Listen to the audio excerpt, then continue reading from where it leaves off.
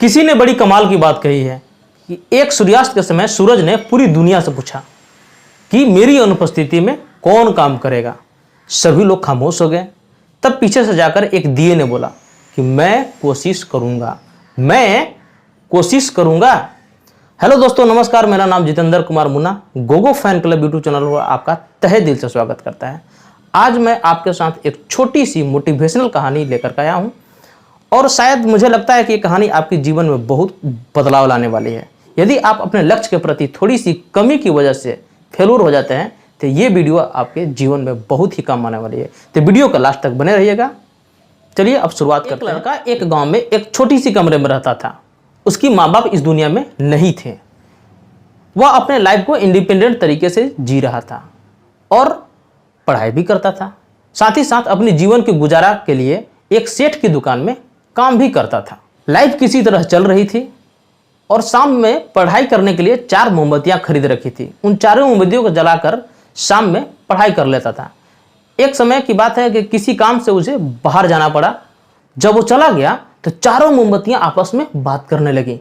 पहली मोमबत्ती ने कहा कि अब इस दुनिया में शांति नहीं बची है, लोग परेशान रहने लगे हैं, लोग उदास रहने लगे हैं, तो फिर मेरा इस दुनिया में जीने का क्या फायदा। ऐसा कहकर के पहली मोमबत्तियां बुझ गई। जो दूसरी मोमबत्ती था उसने भी कुछ ऐसा ही कहा कि इस दुनिया में अब विश्वास नहीं रहा, किसी के ऊपर किसी का विश्वास नहीं रहा, तो फिर मेरा इस दुनिया में जीने का क्या फायदा। ऐसा कहकर के दूसरी मोमबत्तियां भी बुझ गई।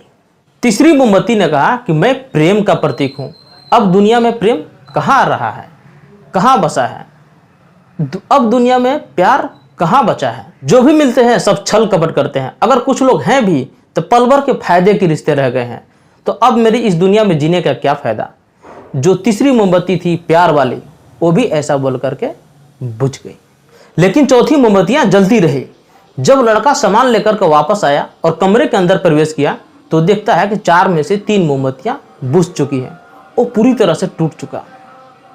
वो अपने आप से बातें करने लगा, कहने लगा कि अब मैं जीवन में क्या करूंगा।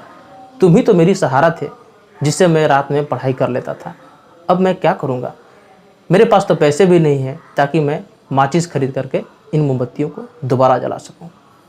वो बहुत ही उदास हो गया, मायूस हो गया, बेचारा रोने लगा। तब जाकर के चौथी मोमबत्ती ने कहा कि उदास क्यों होते हो, मैं आशा और उम्मीद का प्रतीक हूं। जब तक मैं हूं तब तक प्यार भी रहेगा, शांति भी रहेगी और विश्वास भी रहेगा। अगर तुम चाहो तो मेरी मदद से बाकी 3 मोमबत्तियों को आसानी से जला सकते हो। मेरी कहने का इशारा आप समझ रहे होंगे कि मेरी इशारा किस ओर है। लड़के ने भी वही किया और तीनों मोमबत्तियों को आसानी से जला दिया। दोस्तों, कहानी बहुत छोटी है लेकिन सार काफी बड़ा है। अगर आपकी जीवन में आशा और उम्मीद की मोमबत्तियां जल रही है, मानो तब तक जीवन चल रही है।